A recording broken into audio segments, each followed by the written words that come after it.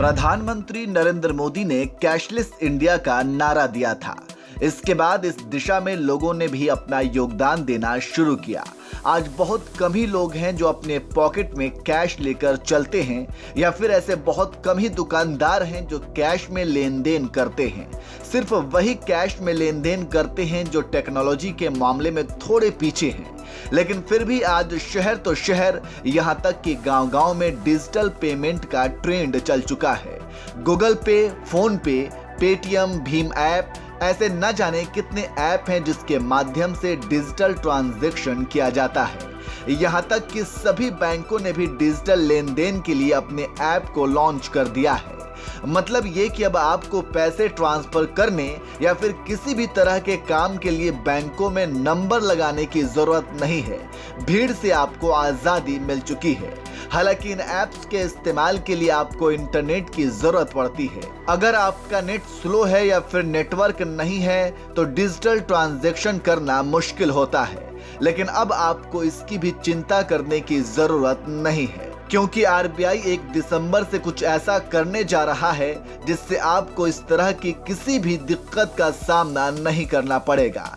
दरअसल आरबीआई ने 1 दिसंबर से रिटेल डिजिटल रुपए के लॉन्च का ऐलान कर दिया है, जो रिटेल डिजिटल करेंसी के लिए पहला पायलट प्रोजेक्ट होगा।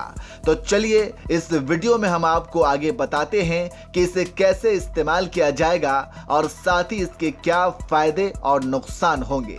तो सबसे पहले आपको बताते हैं कि ई रुपये का आप कैसे इस्तेमाल कर सकेंगे।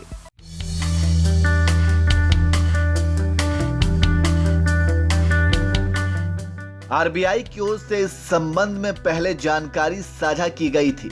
इसमें बताया गया था कि सीबीडीसी यानी डिजिटल रुपया एक पेमेंट का माध्यम होगा जो सभी नागरिक, बिजनेस, सरकार और दूसरे के लिए एक लीगल टेंडर होगा।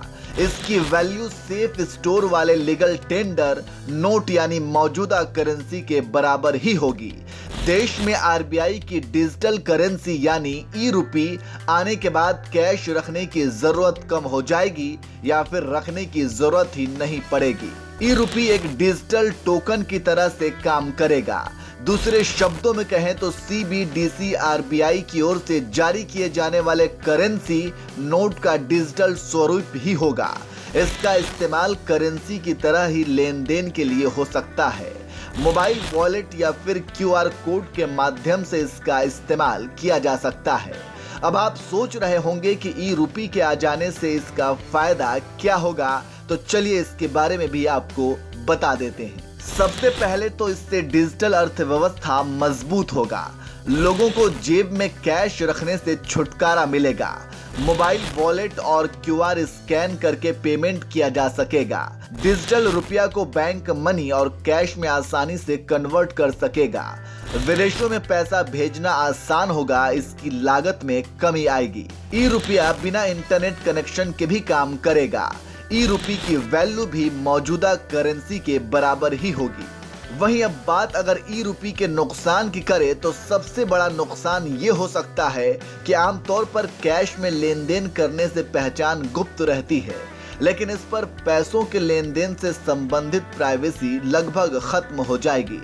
डिजिटल ट्रांजैक्शन पर सरकार की नजर रहेगी।